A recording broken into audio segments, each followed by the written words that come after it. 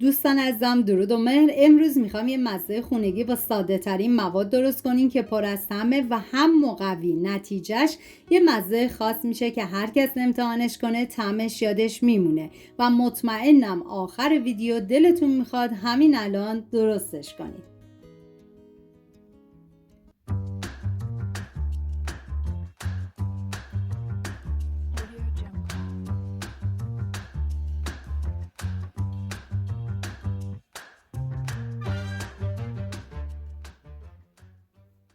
نیاز به یک عدد فلفل دلمه قرمز داریم که باید حتما کبابی بشه. بعد از کبابی کردن به مدت 20 دقیقه بذارید یا داخل نایلون یا ظرف دردار. این کار باعث میشه که پوستش به راحتی کنده بشه.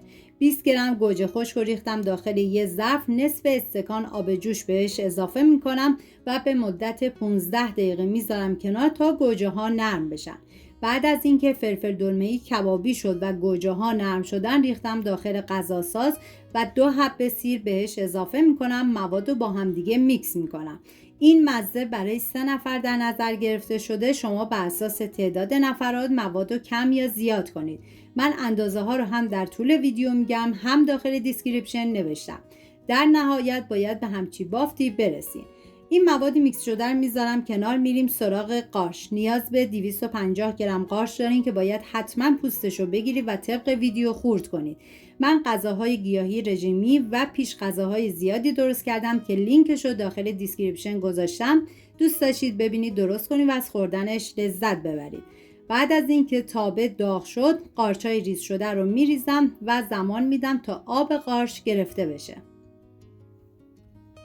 و بعد از اینکه آب قارچ گرفته شد، مقدار خیلی کم روغن میریزم و میذارم به مدت 1 دقیقه با حرارت کم تف بخوره و بعد دیگه حرارت رو خاموش میکنم و میذارم تا قارچ خنک بشه. نیاز به 80 گرم گردو داریم که ریز ریز خورد میکنم. برای این مزه شما میتونید مقدار کمتر یا بیشتری هم استفاده کنید که کاملا سلیقه‌ایه. و نیاز به 200 گرم پنیر دارین که از هر نوع پنیری که دوست دارین میتونین استفاده کنید. من ریختم داخل یه ظرف.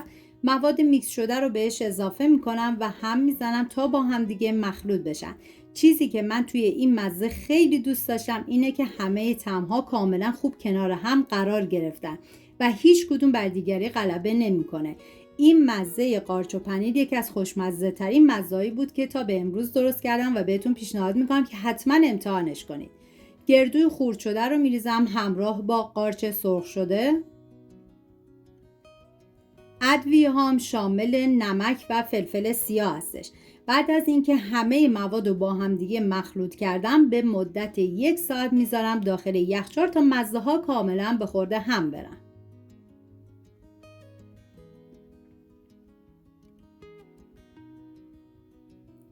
اینم از یه مزه ساده ولی خاص، جایی که سادگی با طعم فوق‌العاده قاطی میشه. امیدوارم این دستور رو امتحان کنید و از عطر و طعمش لذت ببرید. سپاس از همراهی همیشگیتون. تا درودی دیگر، بدرود.